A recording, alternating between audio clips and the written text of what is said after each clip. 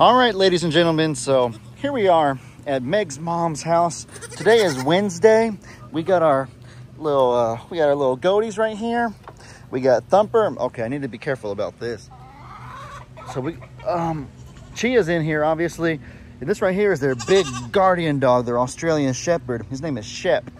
Meg named him. He's like 10 or 11 years old. Chia, I know he's just being cautious with her. He's actually usually pretty mean, but I saw them sniffing each other through the fence, and I figured that if we're going to be here a few days, then it's best for him to get acquainted with Chia so he don't view her as a threat or anything. I'm just keeping a close eye on them, so I need to probably have my undivided attention here. I didn't even think I was going to let Chia in here, but we were over there on the other side of the gate, and they were sniffing each other, and they seemed kind of friendly, so I figured I'd give it a shot, and I figured it won't be a bad thing. I don't know where Chia's running off to right now, but I'm just gonna keep a close eye on them, that's all. I just want to make sure they're both safe. But I think that Shep can see that Chia's really harmless. He's a really good dog. You know, Meg's mom and her family have a lot of goats in here, like 26, I believe. And this dog is an amazing guardian dog. He keeps all of them safe. His bark is so ferocious that he scares any potential predators away. He's a good boy. They have chickens and stuff that free roam in here, as you can see, and he's gentle and calm with all of them. Anyways, now that I think that they're okay, let me focus on the other animals in here. We got our little goaties, we got our Dill, our Thumper, and our Flower, our little Fainer. We got all of Meg's goaties, or Meg's mom's goats over here. There's Elvis, their blind goat. Did y'all know that? Most of you that are new probably didn't even know that Meg's family has a blind goat named Elvis. This is Elvis right here. He's such a sweetie pie. He, if you look at his eyes, you can kind of see how, I'm gonna try to zoom in on his eyeball so y'all can really see, just, you can see there's something totally not right, or not quite right there. Elvis, can you quit moving, buddy, so I can see your eyes? Yeah, you see the way he jerks his head up so much, because that's the only way that he can probably kind of see out of him. He was born that way. We have a lot of other goats here. I don't know the names of every single one of them. But guys, oh yeah, there's Ziggy Bird over there. Ziggy's here. He's a little bit shy, a little bit nervous kind of being around here, but it's still going good. Look at all these goaties. They're all eating their hay. They're all being so well behaved. Everything's so good. We're really blessed and thankful that Meg's mom let us stay over here. Oh, hey Shep. Left Chia alone. There's Chia. There's Meg's Hey and crew. Rocky and crew are somewhere over there. Cornholio somewhere over there as well. So everything is really good. We're very blessed and we're very thankful. The goats like Hero and Angel, Okie Dokie, Ernie, and all of them are at Longhorn Lester's. The only animals that stayed at the sanctuary are the donkeys and the pigs. And oh my goodness, you came out of nowhere, you scared me. The donkeys, the pigs, and then, you know, like geese and ducks.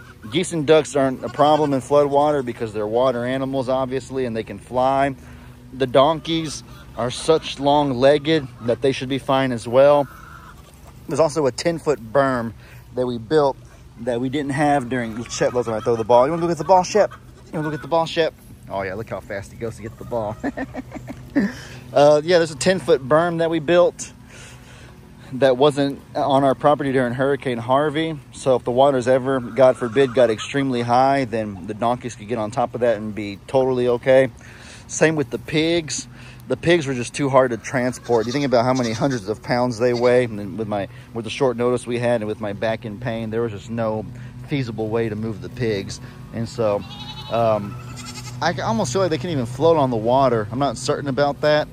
But again, they have the 10-foot berm, so we're just going to hope that it doesn't come to that. But, you know, I can see on our security cameras, I can look at how it looks at home at all times to see what's going on over there. And then if the water looks like it's getting too high, I can just make a few calls and we'll figure something out. Everything's going to be okay. So that's what we're doing with all of our animals. But I figure since we're out here and we're just relaxing, I might as well take this time to give y'all some fun facts about Meg's family's pasture over here. So, like I said, there's 26 goats in here, a lot of goaties. And I remember when me and Meg first met, this was back in November of 2020. most of you guys probably weren't even following my page at that time. There was a dating app called Bumble, and I was on it, and Meg was on it.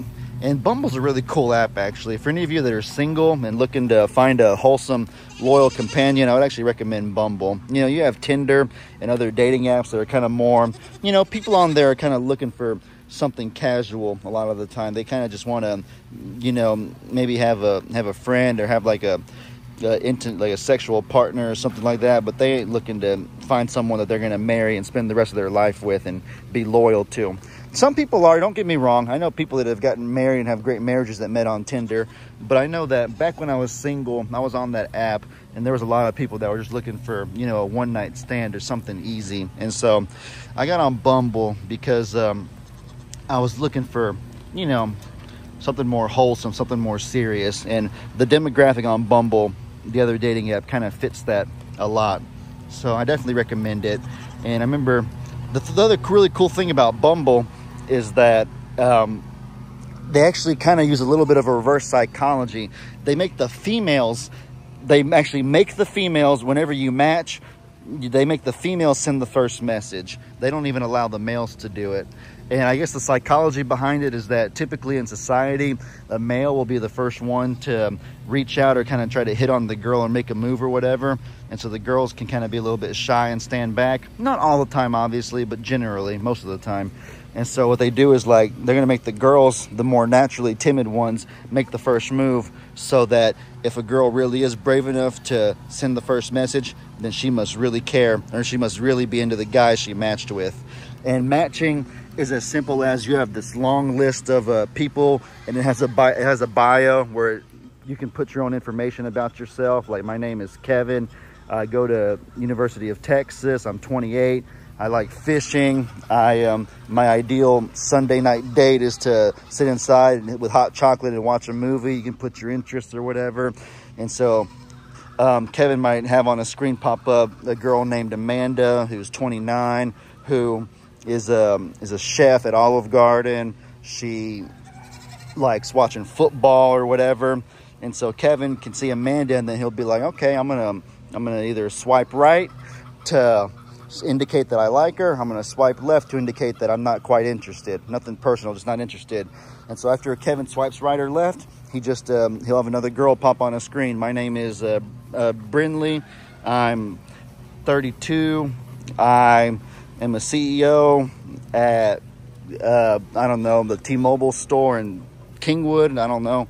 And then, you know, it kind of goes like that. And so the girls have the exact same thing as the guys.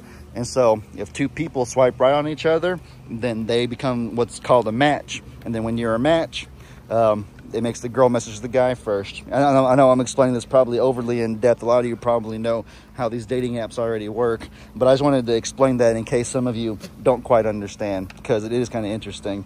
And yeah, so, you know, if you match and the girl messages the guy first, then, you know, they start conversating, and then you never know. You get each other's phone number, you FaceTime to make sure you're not getting catfished or whatever, and then maybe you meet up and get to know each other. And so that's what Megan and I did.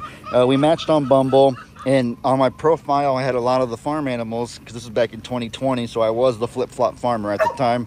I had Cornholio. I think a picture of me and Cornholio was my profile picture. You okay, Shep? See, that's a ferocious bark right there. That should show you right there why no predator would want to come in here.